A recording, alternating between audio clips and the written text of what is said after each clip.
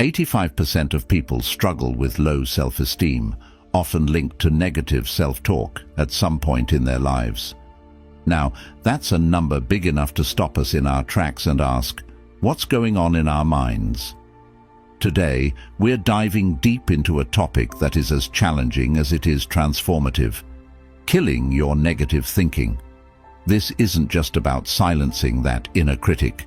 It's about empowering ourselves to live more fulfilling lives. In the world of Stoicism, we find a profound understanding that our thoughts are not mere whispers in the mind. They are the loud voices that dictate our happiness and suffering. Stoic wisdom teaches us that, while the world might not bend to our will, our perception of it is entirely up to us. The Stoics weren't just ancient philosophers. They were the ultimate mental warriors, battling against the tyranny of uncontrolled thoughts and emotions with rationality and inner calm. Today, I'm here to guide you through understanding how these negative thoughts impact us and to explore practical Stoic strategies to combat them. We'll learn how to harness the power of our minds to construct a life not bound by the chains of negativity, but propelled by the virtues of wisdom, courage, justice, and temperance. If you're skeptical, I encourage you to stay with me. This might challenge some of your deepest held beliefs, but it will also open the door to a new horizon of personal growth. Before we jump in, I invite you to share this video with others who are on their own journey of personal growth and philosophical exploration. If you appreciate the insights we're exploring here and want to support our journey into Stoicism, a simple, free favor I'll ask from you is to hit the subscribe button. Let's get started. Negative thinking isn't just an occasional nuisance or a fleeting bad mood. It's a pervasive issue that can dramatically impact every facet of our lives, from how we feel when we wake up in the morning to the choices we make about our health, careers, and relationships. These thoughts can be debilitating. But what really is negative thinking? At its core, it's a pattern of anticipating the worst, undermining our own efforts, and often assuming we are less capable or deserving than we truly are. Now, why do we fall into this trap? The Stoic philosophers believed that it's not the events themselves that disturb us, but rather our interpretations of these events. Epictetus famously said, "Men are disturbed not by things, but by the view which they take of them." This perspective is at the heart of understanding our problem with negative thinking. It's not necessarily reality that constrains us. It's the lens through which we view our world. Carl Jung's exploration of the psyche provides further insight. He recognized that much of our negative thinking stems from the less conscious parts of our mind, the personal and collective unconscious. Jung wrote, "Until you make the unconscious conscious, it will direct your life, and you will call it fate." By bringing these unconscious beliefs and biases into the light of conscious examination, we can begin to mitigate their control over us. Consider for a moment the impact this has on our everyday lives. When faced with a challenge, negative thinking can make us feel as though we've already lost before we've begun, preventing us from taking the very actions that could lead to success. It's like being in a boat, rowing with all your might, but not realizing you're anchored to the shore. No matter how hard you try, you're not going anywhere. Stoicism teaches us to examine our thoughts critically and logically, to question the validity of these negative assumptions. Marcus Aurelius, in his Meditations, prompts us to reflect on our thoughts with scrutiny and to dismiss those that are irrational or unhelpful. This kind of introspection allows us to detach from harmful thinking patterns and regain control of our mental landscape. Let's not underestimate the influence of our societal and cultural backdrop. In a world saturated with messages of not being enough, not successful enough, rich enough, or smart enough, it's easy to see why negative thoughts can creep in. These messages often find fertile ground in the mind, sprouting weeds of doubt and insecurity that can choke our potential. But Stoicism arms us with the tools to clear out these weeds and cultivate a garden of more supportive, empowering thoughts. This issue of negative thinking is what we're tackling today.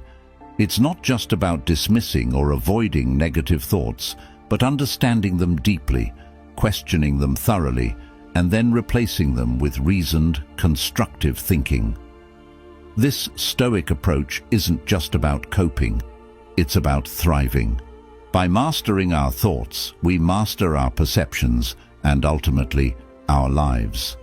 As we continue, let's keep in mind that each thought we choose to entertain and each one we decide to challenge is a step toward the kind of life we truly want to live. Understanding the origins of negative thinking is essential if we are to address it effectively. This isn't just about identifying bad habits.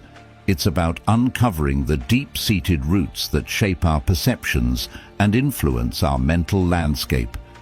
Negative thoughts often sprout from a variety of sources: our upbringing, societal pressures, past failures, and sometimes the seemingly inconsequential comments from those around us. Each of these can plant seeds of doubt, fear, and limitation, which can mature into a persistent state of negativity. From a very young age, many of us are introduced to environments that might not foster positive self-esteem. Consider a child who is repeatedly told they are not smart enough, or an educational system that seems to reward only perfection. These experiences can significantly color our worldview. Aristotle once remarked, "We are what we repeatedly do." Excellence, then, is not an act but a habit. If we apply this thinking to the mind, we see that repeated negative thoughts can become a habit of seeing ourselves and our capabilities in a diminished light. Our own experiences of failure and rejection can serve to reinforce these negative scripts. Every time we face a setback or encounter criticism, it can affirm a negative internal dialogue that whispers, "I knew I couldn't do it." This can turn into a self-fulfilling prophecy, not because we lack capability, but because we begin to act in ways that align with our negative beliefs. Plato's idea that reality is created by the mind, we can change our reality by changing our mind, is profoundly relevant here.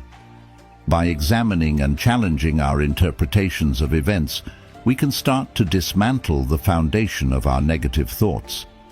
Fear also plays a critical role in fostering negative thinking. It's a natural protective mechanism that often spirals into excessive worry or anxiety, overshadowing our rational judgment. Fear of failure, fear of the unknown, and fear of rejection can all lead to catastrophic thinking, where the mind jumps to the worst possible outcomes. Stoicism offers a tool against this: the premeditation of evils, which involves visualizing the worst-case scenario in detail to lessen its emotional impact when or if it actually occurs. Carl Jung suggested, "Until you make the unconscious conscious, it will direct your life and you will call it fate." Many of our negative thoughts are rooted in unconscious beliefs formed in our early years, influenced by our guardians, teachers, and the media.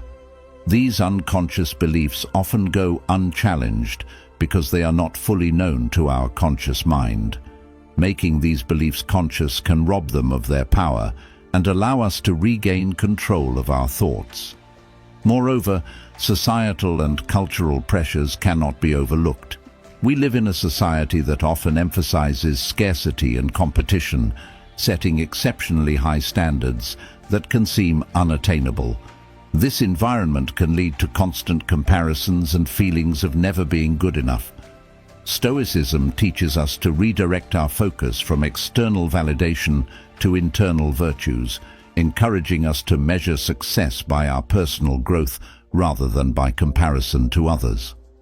The roots of negative thinking are varied and complex, involving personal history, emotional experiences, ingrained fears, and societal messages. However, by leveraging the wisdom of both Western philosophy and psychology, particularly the Stoic focus on controlling our perceptions and reactions, we can begin to understand and unravel these negative thought patterns. This deep understanding not only helps mitigate their effects, but also empowers us to reconstruct our mental framework in a more positive and resilient way.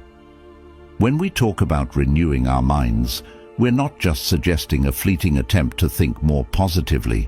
We are advocating for a profound and enduring transformation of our internal dialogue. This is about cultivating a mindset that enables us not just to survive, but to thrive.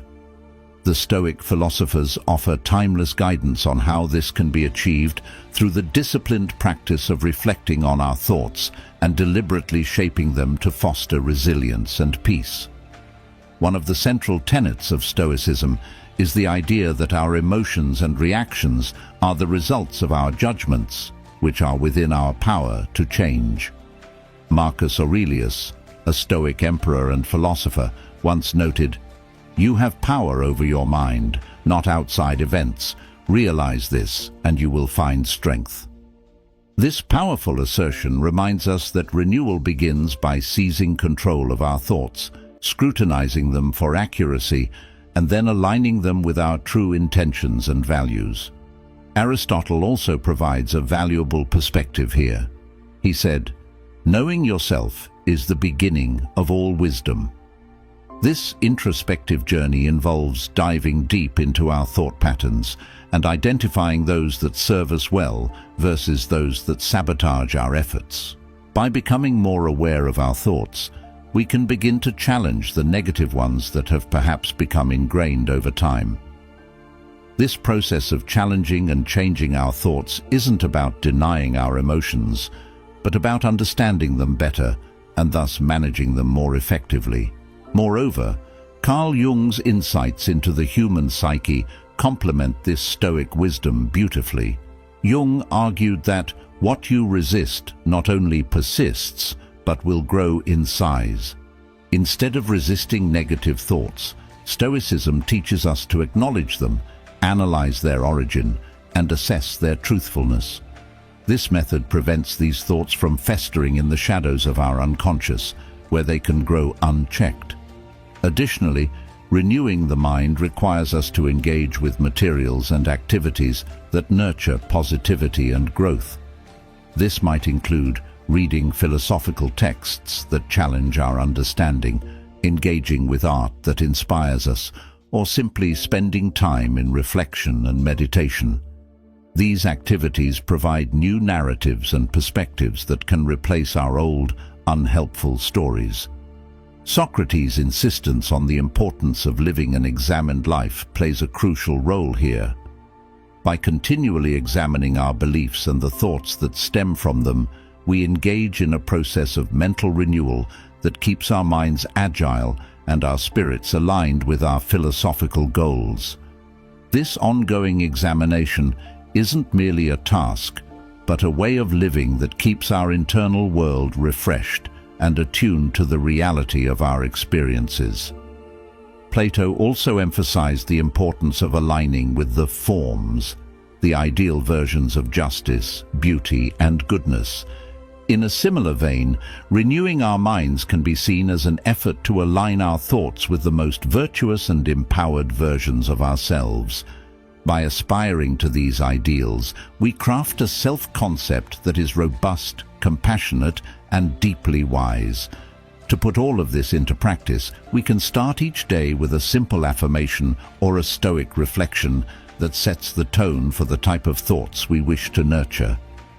Whether it's a quote from Epictetus about the power of our responses, or a Jungian mantra that reminds us of the strength found in facing our shadows, these daily practices are the building blocks for a renewed mind.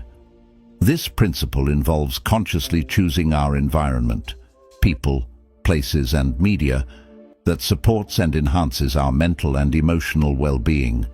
As Seneca famously advised, associate with people who are likely to improve you. This guidance encourages us to be selective about our company and to cultivate relationships that inspire and challenge us to grow. Aristotle also touched on the importance of the company we keep when he discussed friendship. He categorized friendships into three types: those of utility, pleasure, and the good. The highest and most valuable form of friendship, the friendship of the good, is based on mutual respect and admiration of each other's virtues. These are the relationships that encourage us to become better versions of ourselves. They are inherently positive because they are rooted in a mutual striving for virtue and excellence. Moreover, Plato's allegory of the cave teaches us about the impact of our environment on our perception of reality. Those who lived in the cave believed shadows cast on the walls were reality, because that was all they had been exposed to. When one of them escapes and sees the world outside, he realizes the limitations of his understanding and becomes capable of achieving a higher state of knowledge. This metaphor beautifully illustrates how expanding our surroundings to include positive and enlightening influences can profoundly change our perspective and understanding.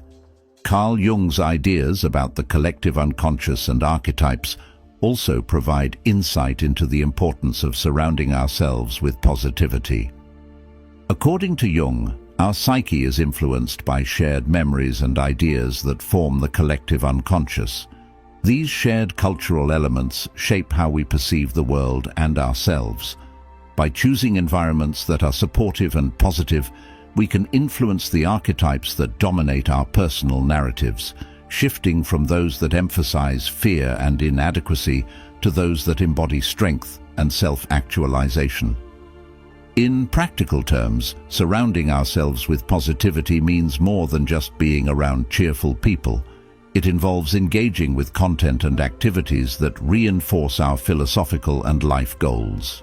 It means participating in communities, both online and offline, where discussions are rooted in encouragement and constructive feedback rather than criticism and negativity. It requires us to be vigilant about the media we consume, opting for books, films, and programs that inspire and educate rather than those that perpetuate fear or despair. It also means creating an environment at home and work that reflects the values and virtues we admire. This can be as simple as keeping a clean and organized living space, which according to Stoic practice mirrors a clean and organized mind. Or it could involve decorating our spaces with art and symbols that remind us of our philosophical commitments, like courage, justice, moderation, and wisdom. Seneca's words echo through time when he writes, "Hang on to your youthful enthusiasms. You'll be able to use them better when you're older." By surrounding ourselves with positivity, we are essentially hanging on to or cultivating enthusiasms that align with our better natures. This not only enhances our own lives, but also sets a standard and a beacon for others who are part of our circles, thereby creating a ripple effect of positivity. In our journey to overcome negative thinking, the Stoics remind us that understanding and intention alone are not enough. Action is essential. As Epictetus so succinctly put it, first say to yourself what you would be, and then do what you have to do. This straightforward directive underscores a profound Stoic truth. Our ideals must be manifested through our deeds, not just our thoughts. Taking action in the Stoic sense means engaging in behaviors and practices that reinforce our philosophical ideals. It involves making deliberate choices every day that align with our values of wisdom, justice, courage, and moderation. By embodying these virtues in our actions, we challenge the negative thoughts that claim we are incapable or unworthy, thereby rewriting our narrative to one of empowerment and self-efficacy. Aristotle also emphasizes the significance of action in his doctrine of the mean, where virtue is not just a state of mind, but a state of character resulting from the habitual practice of choosing the mean between excess and deficiency. This practice is inherently active. For Aristotle, we become just by performing just actions, brave by performing acts of bravery, and temperate by performing acts of temperance. Thus, action is not merely a demonstration of virtue, it is the very means by which virtue is cultivated. Plato also lends insight into the transformative power of action through his theory of forms, which posits that to know the good is to do the good. In other words, true knowledge, once attained, necessarily results in right action. Therefore, by aligning our actions with our Stoic understanding of virtue, we bring ourselves closer to the Platonic ideal of good, elevating not just our minds, but also our entire beings. Carl Jung's concept of individuation. The psychological process of integrating the conscious with the unconscious to achieve self-actualization further highlights the necessity of action. For Jung, this integration does not occur through contemplation alone, but through encounters with the world that challenge our existing frameworks and compel us to grow. He argues that you are what you do, not what you say you'll do, stressing that our true character and psychological maturity are expressed through our actions. Therefore, Stoic action involves more than just combating negative thoughts. It's about proactively living out the virtues that define Stoicism. It's about making choices, small and large, that reflect a commitment to self-improvement and philosophical integrity. Whether it's choosing to speak kindly in a difficult situation, opting to face a long-standing fear, or deciding to forgive someone who has wronged us, each action is a step toward becoming the person we aspire to be. Moreover, taking Stoic action means embracing the challenges life throws our way as opportunities for growth. Instead of shying away from difficult circumstances, Stoics see these as arenas in which to practice virtue. Each challenge is a call to action, a chance to demonstrate resilience, practice patience, or reaffirm commitment to our principles. In practical terms, taking Stoic action can be as simple as setting daily goals that reflect our values, engaging in community service that fosters justice and kindness, or maintaining disciplines like journaling or meditation that encourage reflection and self-control. Each of these actions not only counters negative thinking, but also builds a stronger, more virtuous self. Stoic philosophy emphasizes that it's not only our actions that reflect our virtues, but also our speech. The power of words in shaping our reality cannot be overstated. Epictetus advised, "First learn the meaning of what you say, and then speak." This idea points to the inherent power of words to influence, not just express, our thoughts and emotions. The Stoics understood that words could build up or tear down the inner citadel of our minds. Marcus Aurelius, in his personal writings, often reflected on how to communicate effectively and truthfully, emphasizing that our words should be seasoned with the virtues we cultivate, such as honesty, restraint, and kindness. By aligning our speech with these virtues, we reinforce our Stoic practice and extend its influence outward, positively impacting those around us. Aristotle also contributes to this conversation with his concept of ethos, pathos, and logos, highlighting the persuasive power of speech. He argued that credibility, ethos, emotional connection, pathos, and logical argument, logos, are crucial components of effective communication. For Aristotle, the way we speak and the words we choose not only convey information, but also persuade and mold the world around us. When we speak, we're not just transmitting data, we're influencing opinions, emotions, and behaviors. Plato's dialogues also show a deep appreciation for the precision and impact of words. His Socratic dialogues, for instance, illustrate how Socrates used questions and dialogue to challenge assumptions and reveal deeper truths. Plato shows us that, through careful and considered dialogue, we can guide others toward greater understanding and self-awareness. From a psychological perspective, Carl Jung's theories about the psyche resonate with the Stoic emphasis on mindful speech. Jung wrote extensively about the power of the unconscious and how language can both reflect and shape the unconscious impulses that drive our behavior.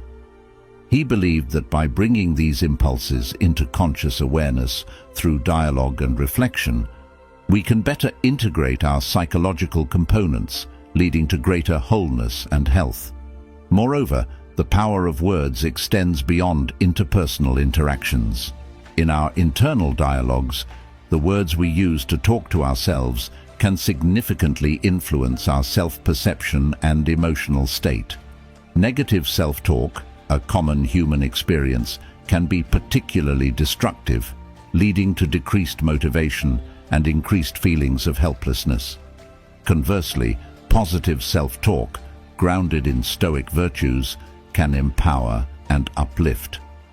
Engaging in positive affirmations, a practice often recommended in modern cognitive behavioral therapies, aligns well with Stoic exercises. These affirmations are not about deluding oneself with unrealistic statements, but about reinforcing the strength and resilience that come from a Stoic understanding of control and virtue. By affirming our ability to manage our responses and our commitment to living according to our values, we strengthen our Stoic resolve. Therefore, the power of words in Stoicism is not merely theoretical, but deeply practical. It encompasses our dialogues with others, our internal monologues, and even the way we engage with the broader culture. Each word we choose carries weight, building or breaking down, enlightening or obscuring, healing or hurting.